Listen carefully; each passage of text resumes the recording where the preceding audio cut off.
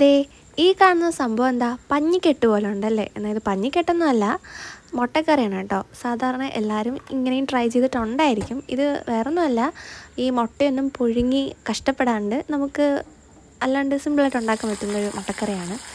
ഭയങ്കര സ്പെഷ്യലാണെന്നൊന്നും പറയുന്നില്ല, എന്നാലും പറ്റുകയാണെങ്കിൽ ഒന്ന് ട്രൈ ചെയ്ത് നോക്കും. അതിനായിട്ട് നല്ല ചൂടായ ചട്ടിയിലേക്ക്, ഇത് ഇരുമ്പ് ചട്ടിയാണ് കേട്ടോ, അപ്പോൾ ഈ ഇരുമ്പ് ചട്ടിയിലേക്ക് ഇഞ്ചി, വെളുത്തുള്ളി, പച്ചമുളക് ജസ്റ്റ് ഒന്ന് ക്രഷ് ചെയ്തിട്ട് കൊടുക്കുന്നു. എന്നിട്ട് അതൊന്ന് ചെറുതായിട്ടൊന്ന് മൂപ്പിച്ചെടുക്കുന്നുണ്ട് കേട്ടോ.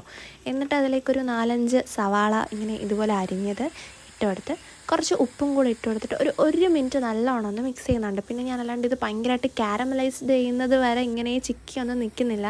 ജസ്റ്റ് ഒന്ന് മിക്സ് ചെയ്തിട്ട് ഞാനിത് അടച്ച് വെച്ചാണ് വേവിക്കുന്നത്. അടച്ച് വയ്ക്കുമ്പോൾ തന്നെ അത് ഇതുപോലൊരു ടെക്സ്ചറിൽ കിട്ടും, ഇതുപോലെ കിട്ടും. അപ്പോൾ ഇനി ഇത് കഴിഞ്ഞ് ഞാൻ ചേർക്കുന്നത് ടൊമാറ്റോയാണ്. അപ്പോൾ തക്കാളി ഇതുപോലെ ഒന്ന് കട്ട് ചെയ്ത് വെച്ചിട്ട് അതുകൂടെ ചേർക്കുന്നുണ്ട്. എന്നിട്ട് ഈ ടൊമാറ്റോടെ ഇട്ട് ഒരു മിനിറ്റ് നല്ലതുപോലെ മിക്സ് ചെയ്യുക. അപ്പോൾ തന്നെ ഇതൊന്നിങ്ങനെ ചെറുതായിട്ടിങ്ങനെ വെള്ളം പോലെ ഇങ്ങനെ ഇറങ്ങി വരും. ഒരു വെള്ളവും ചേർക്കാണ്ടാണ് കേട്ടോ ഇങ്ങനെ ഒരു ചെറുതായിട്ട് ഇങ്ങനെ വെള്ളം പോലെ ഇറങ്ങി വരുന്നത്. പിന്നെ ആ തക്കാളി കൂടെ ചെറുതായിട്ടൊന്ന് വെന്തു എന്ന് മനസ്സിലാവുന്നൊരു അവസ്ഥ വരുമ്പോൾ ചൂടുവെള്ളമാണ് ഒഴിച്ചു കൊടുക്കുന്നത്. ചൂടുവെള്ളം ഒഴിച്ചു കൊടുക്കുമ്പോൾ പെട്ടെന്ന് അങ്ങ് തിളച്ച് കിട്ടും കറി, ഒരുപാട് സമയം അങ്ങനെ എടുക്കത്തില്ല. അപ്പോൾ ചൂടുവെള്ളം ഒഴിച്ചു കൊടുത്തു, ഇത് എല്ലാം നല്ലതുപോലെ ഒന്ന് തിളച്ചു. ഇനി പ്രത്യേകിച്ച് ഒന്നുമില്ല, പൊടികൾ ഇട്ട് കൊടുക്കുക എന്നൊരു ചടങ്ങ് മാത്രമേ ഉള്ളൂ.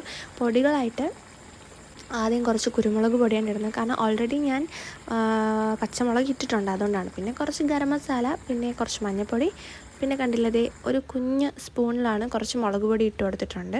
എല്ലാം കൂടെ നല്ലതുപോലെ ഒന്ന് മിക്സ് ചെയ്തെടുക്കുക.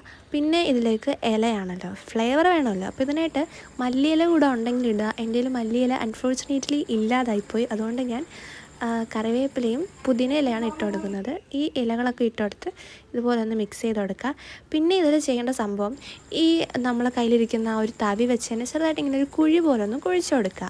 ഇത് കുഴി പോലെ കുഴിച്ചിട്ട് വലിയ കാര്യമൊന്നുമില്ല, എന്നാലും കുഴി പോലെ ഒന്ന് കുഴിച്ച് കൊടുക്കുക. എന്നിട്ട് ഇതേ ഈ പച്ചമുട്ട എടുത്ത് അതുപോലെ ഇട്ട് കൊടുക്കരുത്, ജസ്റ്റ് ഇതുപോലെ ഒന്ന് പൊട്ടിക്കുക. എന്നിട്ട് ഇതുപോലെ അങ്ങ് ഒഴിച്ച് കൊടുക്കുക. അങ്ങനെ എല്ലാ മുട്ടയും ഇങ്ങനെ പൊട്ടിച്ചൊഴിച്ച് കഴിയുമ്പോഴത്തേക്ക് ഇത് ഇതുപോലൊരു ഇതിൽ കിട്ടും. കാണാൻ എന്ത് ഭംഗിയല്ലേ? എന്നിട്ടെന്താ ഇങ്ങനെ കിട്ടുമ്പോൾ പിന്നെ ഇതിലേക്ക് ഞാൻ കുറച്ച് ഉപ്പിട്ട് കൊടുക്കുന്നുണ്ട്. ഉപ്പിട്ട് കൊടുക്കാൻ കാരണം നമ്മൾ ഇനി ഇത് ചിക്കുന്നില്ല, ഇത് മിക്സ് ചെയ്യുകയോ ഒന്നും ചെയ്യുന്നില്ല. അപ്പോൾ എന്താ ഉപ്പിൻ്റെ ഒരു കുറവ് വരണ്ടല്ലോ എന്ന് പറഞ്ഞ് മീതയായിട്ട് കുറച്ച് ഉപ്പിട്ട് കൊടുത്തതാണ്. എന്നിട്ടൊരു 1 മിനിറ്റ് കഴിയുമ്പോൾ ഇതുപോലെ ഇങ്ങനെ പഞ്ഞിക്കെട്ട് പോലെ ഇങ്ങനെ വരും. കാണാൻ ഭയങ്കര രസമാണ്, ടേസ്റ്റും അസാധ്യമാണ്. അപ്പോൾ എല്ലാവരും ഒന്ന് ട്രൈ ചെയ്ത് നോക്കൂ.